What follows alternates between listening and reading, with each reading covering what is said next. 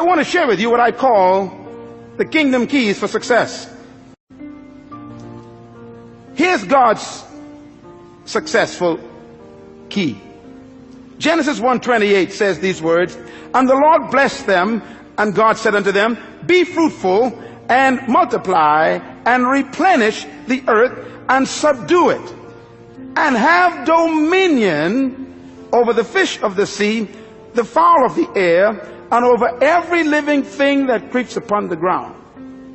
Now, listen carefully, because this is really the heart of God's mandate.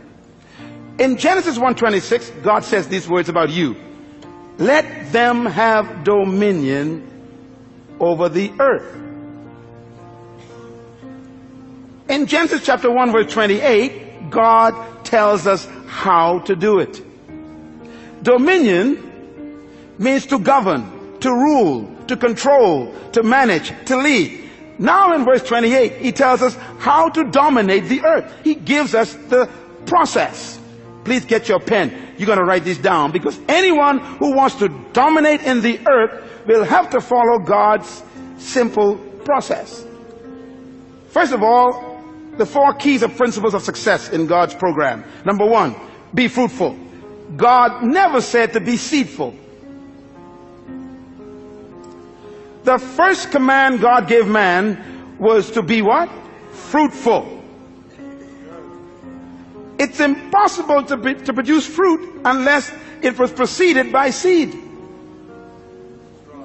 God will never demand what doesn't exist already. First command is to be fruitful. Now, when I looked at the word fruitful in the original Hebrew, it does not mean to have children. It shocked me. For example, if having children was the essence of God's command, then Abraham didn't do a good job with just one legitimate child.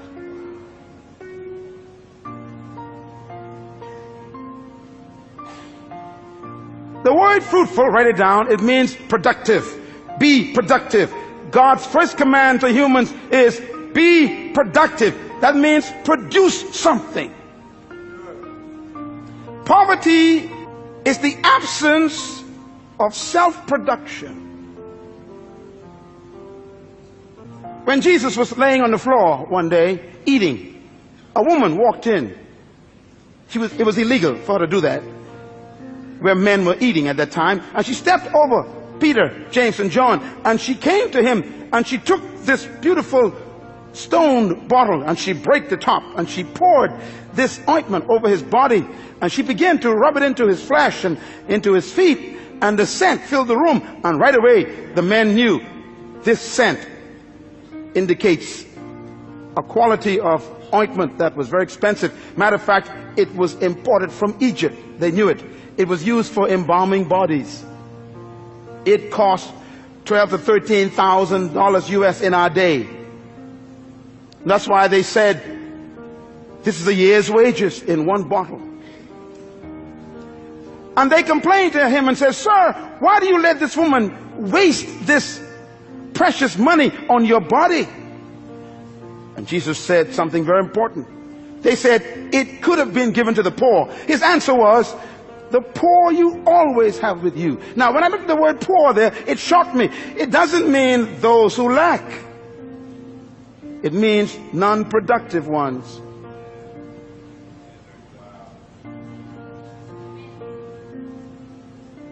The first command of God is produce. Poverty is when you stop producing. And by the way, stay with me here. God said to Adam, be fruitful. God never gave Adam a chair or a table. He hid them in the trees.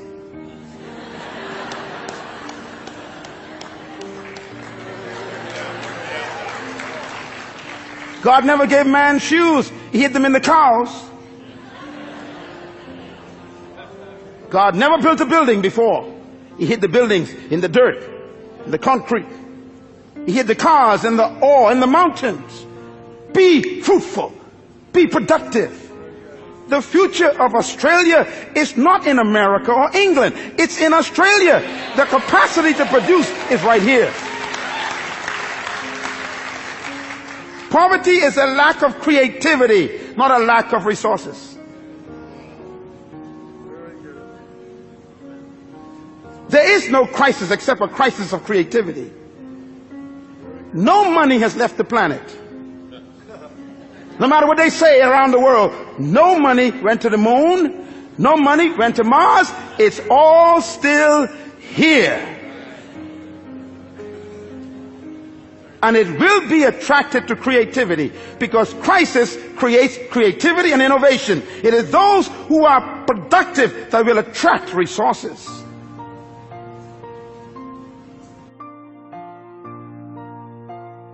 Is multiply. Multiply means to reproduce what you produced. If you follow any successful company, you know, I was driving here a moment ago and I just saw McDonald's. And McDonald's is far away from its original headquarters in Orlando. And it's amazing, when you go to McDonald's in any part of the world, it's the same burger. McDonald's has discovered God's program more effectively than the church. First of all, you what? Produce. Everybody say produce. In other words, you produce something. You produce one good item. McDonald's produced a product called Big Mac.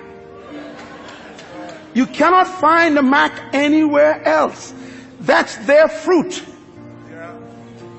But having a good product, you will still die of starvation. A good idea doesn't make you wealthy or successful. You got to be able to move to stage number 2. Multiply. Reproduce it. McDonald's have to develop a system that can produce 1 billion burgers every single month. And it's the same Big Mac. In China, in Ukraine, in Mexico, it's the same burger. In the Bahamas, in Jamaica, in Trinidad, in London, it's the same burger. Why? They have learned to move God's second stage. They produce and then they reproduce. Every successful business on earth has stolen God's process, and only the church have missed it. That's why we're broke. Bill Gates produced one good fruit, and then he put the system in to multiply it. What you cannot reproduce will die. The third command of God is very important. He said replenish. Everybody say replenish. The word replenish means to distribute. You know, it's incredible. God's ideas are all business ideas. Why? You are a manager. No matter how good your product is, and no matter how many times you reproduce it, nothing can destroy a company faster than dead inventory. Come on, businessmen, talk to me. You can have the best product in the world in the warehouse and still die of starvation. You must move to the third level of success, and that is distribution. This church was not built by God just to become a good product. He wants to reproduce this 1,000 times in the city. And then he wants to distribute it to other nations of the world.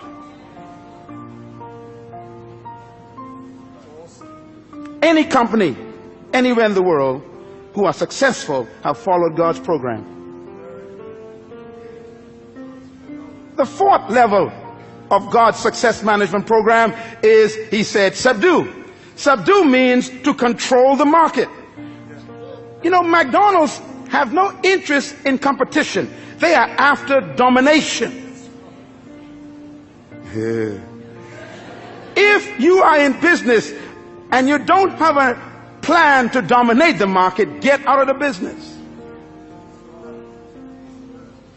Bill Gates is the wealthiest man in the world today because he was the most successful human so far in our generation who successfully followed God's program.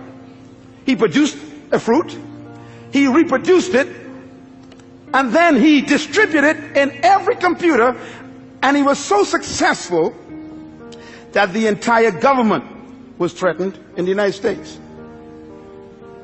he began to dominate the entire computer market. So they called him into Congress, sat him down, and said, you can't do this. You're too successful. You can't control every computer in the world. His success made him a threat. What are you doing with your gift? That's why I'm here today. You were born with a gift. Oh, I need 2 more sessions for this. This is too important. Listen to me. Your life is a packaged seed bag.